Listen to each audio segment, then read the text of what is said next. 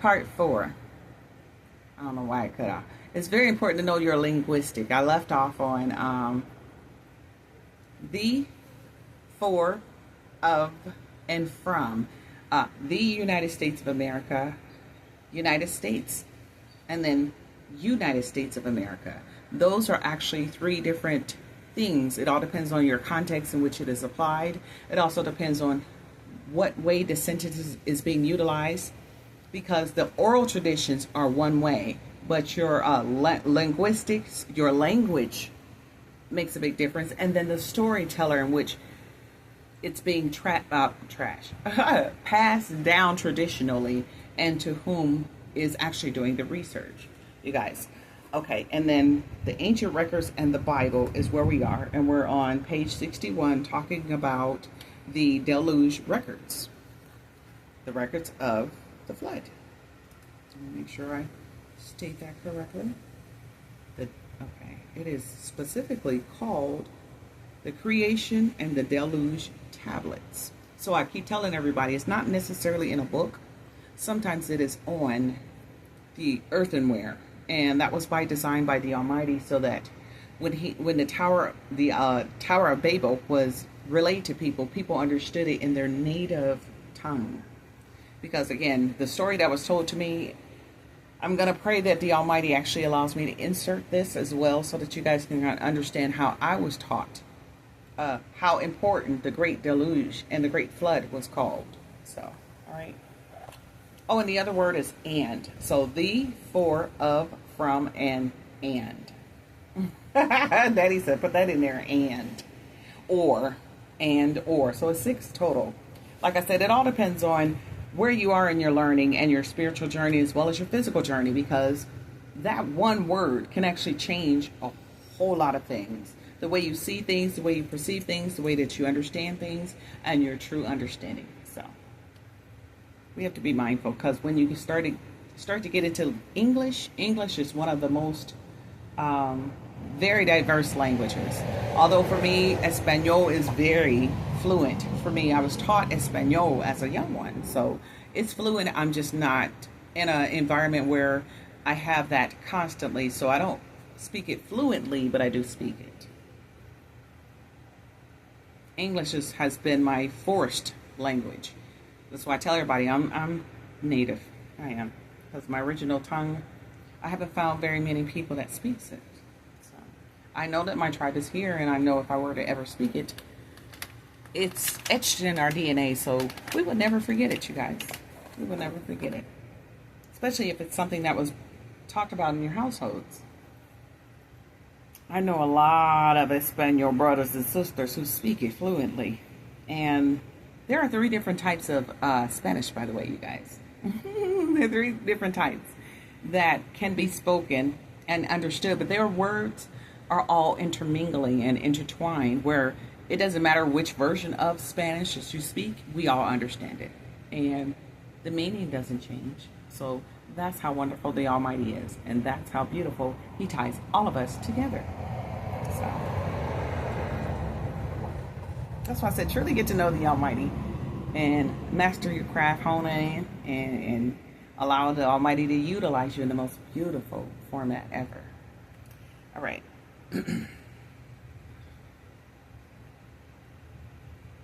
Which, in the quietude of his study on the Tigris, became the Rosetta Stone of Assyriology, and in his master hand the key to the understanding of the Assyrian documents. Now discoveries came thick and fast as ancient sites were excavated by Bada, Place, Layard, Rassam, Loftus, Fresnel, Oppert, Thomas, Taylor, and others. Let's let you guys see those names. If you have to freeze it, please do. Right in here, you guys. Okay. I want to show as well as prove, okay? A large amount of cuneiform materials have gradually been stored in the halls of the Louvre and of the British Museum towards the middle of the last century.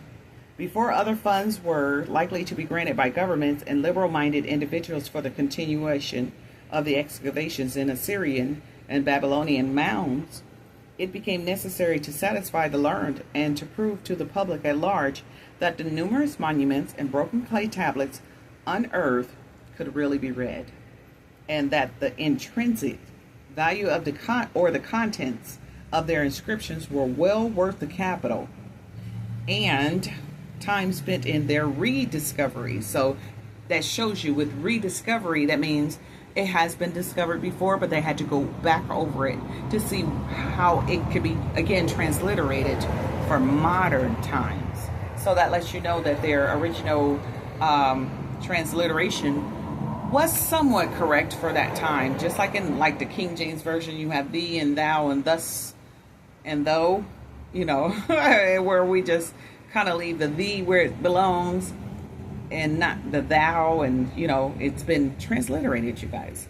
And that just shows our magnificent movement moving forward regardless of what's going on, you guys. Okay, so fortunately it was at this transition period that the George Smith made his great discovery of the Babylonian account of the deluge, which was readily seen to agree in many details with the biblical narratives. What? You mean they talked about the Bible? Through his mastery of the cuneiform and his almost uncanny ability to reconstruct original tablets from broken pieces, he concluded that the complete account considered of probably 12 tablets setting forth the legends of the great Gilgamesh. Those are giants, you guys.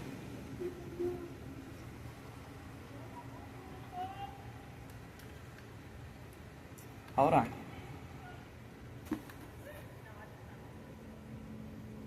And that the deluge story was the 11th tablet of the series. In process of time, he found among the thousands of tablets in the British Museum portions of 2 other copies. So great was the reaction of the public to the announcement of these discoveries that the London Daily Telegraph contributed more than $5,000 for the purpose of sending George Smith to the ruins of ancient Nineveh, where the original tablets had been found by Rassam. In an effort to recover the missing fragments, Smith undertook the mission and succeeded not only in recovering the missing portions of the great legends of the flood, but found also additional materials which have proved invaluable in the light cast on the historical background. All right, I apologize for that. We had, I kind of lost my train of thought where I was, so let me go back. Where the original tablets have been found by Rassam, in an effort to recover the missing fragments, Smith undertook the mission and succeeded not only in recovering the missing portions of the great legends of the flood, but found also additional materials which have proved invaluable in the light cast on the historical background of these ancient empires and on the narratives of the Old Testament, including the discoveries made by Smith, Rassam, and others we now have in hand, meaning we have access to it. The following inscribed accounts bearing on creation and the flood. All right, you guys, we're going to do a brief one, and then I'm actually going to pause it so that others can actually come in and I don't have like all the background noise. Number 1, Semitic Babylonian version of the Epic of Creation consisted of 7 tablets. These were recovered from the Royal Library of Ashurbanipal at Nineveh.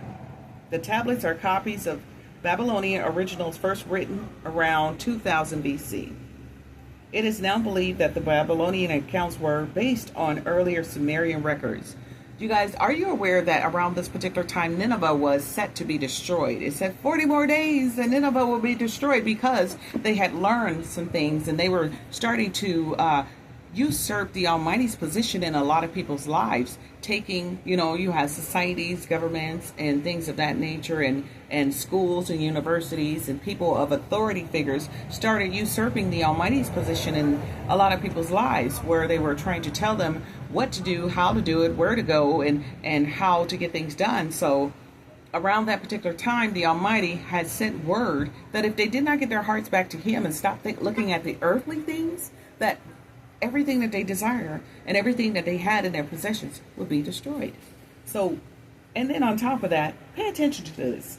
It says, the Semitic Babylonian version of the Epic of Creation consists of 7 tablets. I wonder where those tablets are today and what version did they actually transliterate them to. Kind of interesting.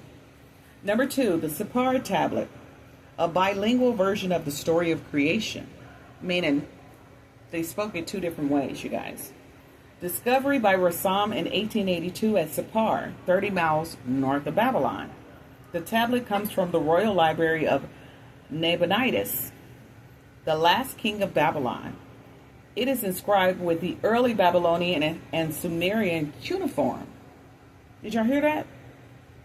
The year was 1882. The first one was 2000 BC. So pay attention to how things are shifting and how it changes. And BC is supposed to be bicentennial or before Christ era, you guys. Okay. So, but both of them were found in royal libraries. So there are copies of everything that is being spoken. Others know who you are, and sometimes you don't know who you are. So that's where the usurpation comes from, you guys. Number 3, the Gilgamesh epic. These are the Babylonian legends regarding the exploits of the great demigod and national hero Gilgamesh. The epic consists of 12 inscribed tablets discovered and deciphered by George Smith in 1872. Remember, the other one was 1882, and before that was 2000 BC. The tablets the tablets come from the Royal Library of Ashur Banipal at Nineveh, of greatest importance in the 11th tablet, which sets forth the Babylonian account of the deluge. There is close correspondence between this account and the Genesis narratives of the flood. These tablets date probably from the 7th or 8th centuries and are copies of original tablets which go back to approximately 2000 BC, as shown by other archaeological evidence.